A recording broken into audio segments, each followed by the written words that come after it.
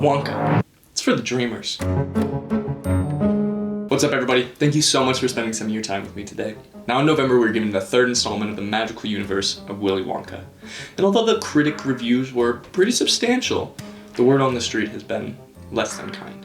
And so honestly, I'm just hoping to change a couple of those opinions with this. We open with a young Willy finally arriving in London, where he plans to open his chocolate shop to share his creations with the world. In our opening number, we see the taxing reality of Willy coming to the city, where he drops down from 12 silver sovereigns all the way to his last one, but the entire time holding on to his hat full of dreams. This invites the audience to make a fast association with the character of Willy, that no financial trouble, scam, city scrape, or even just financial burden is gonna put a hinder on his dream. Because like he says, he always keeps him right in his head, right on his mind at all times. Moving forward, we get a magical musical number where Wonka makes up fantabulous creations and words that are otherworldly than what we would have expected. To me, this really shows how unimaginable certain ideas can be until they're proven to be real. Reach your hand into your pocket to get yourself some Wonka chocolate. They'll make you fly. They'll make you fly. Oh my god, they make you fly? Now this is our first chance to actually look into the mind of Willy Wonka, this genius dreamer's mind, where he's constantly looking at where he's going and where he wants his dream to take him, not always his current situation. I think this is a beautiful message, and not only for the younger generation, but for all of us to listen to. And there it is, his first taste of success. Short-lived though. Enter the chocolate cartel. The chocolate cartel is ran by 3 rivals band together to kind of have a complete control over the chocolate in the town. The members of this are Slugsworth, Ficklegrube, and Pond-Nose, 3 infamous people ran by Slugsworth himself. After they taste Wonka's chocolate for the first time, they are overwhelmed with taste and experience which they hate. They think that chocolate should be familiar, the same, never changing, and not exciting. And just like that, Wonka's knocked back down to square one. Or actually, a little bit less than square one. A beaten down Wonka returns to the scrub house where he was graciously given a room to stay, only for us to find the harsh reality that Wonka had never learned how to read and got himself locked into a contract of, I believe, 27 years of service to the scrub house. But, as a dreamer, Wonka does not let this discourage him. Instead, he takes it as an opportunity to try to find the best way for him to get out of that situation. And, as fate would have it, he's introduced to the ragtag team that's going to help get him there. This is where we start getting a little bit more background on young Willy. And in fact, this is where we meet his mother, the person who pushed him to believe in his dreams. She has an amazing quote. "Every good thing in this world started with a dream, so hold on to yours." This bond that we see Willy and his mom share is echoed throughout the movie, and his desire to just share his chocolate with the world, this chocolate that was given to him from his mother. And one moment that I love for comedic reasons in the film is as Noodle and Willy sneak into the zoo because he has to get some draft milk for one of his concoctions, and Willy walks up to the tiger pen and reads it, "Giraffe!" So he opens the door and this giant tiger starts coming out and lunging at him, and Noodle says, "You really need to learn how to read." Willy's like, "Why?" "Why? You almost just got eaten by a tiger."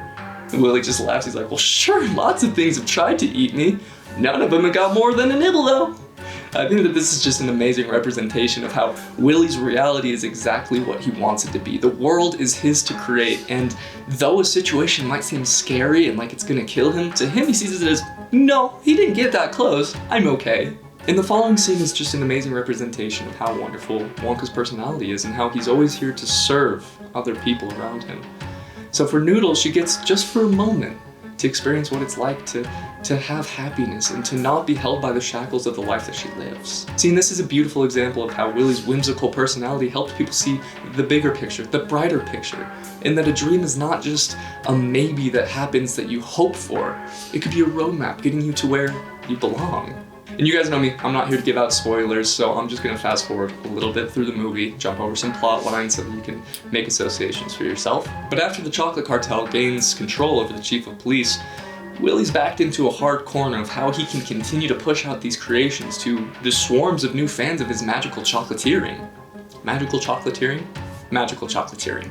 Now, one thing to understand is that when you back a dreamer into a corner, they're gonna find the most creative way out of it, and luckily, the dream team of Wonka works tirelessly to ensure that they get his product out onto the street, evading police at every chance. Wow, that sounds like it could be a double entendre for something else. It's not. We're talking chocolate, guys. Get your head out the gutter, all right? After about 2 weeks of selling his chocolate on the low-key, which we're given contextually of the chief of police gaining 150 pounds in 2 weeks, the Wonka team surprises Willy with a storefront in the Gallery Gourmet, the mecca of chocolate making, where all 3 members of the chocolate cartel have their shops. This is the moment that he dreamed of. He can finally share his chocolate with the world. He's gonna make his mother proud. Now, this is the first time as an audience that we're given the large-scale creations of what Wonka can come up with. These otherworldly inventions that are unfathomable to most people. And finally, Wonka's able to live out his dream, sharing his inventions and his chocolate with people, and it's going so well until sabotage. Another fall for our amazing magical chocolatier. But if there's one main theme to notice as we're coming to this point, it's that you never doubt a dreamer when they're met with a failure, because they understand that that's just a lesson that they're learning so they can be more successful in the future.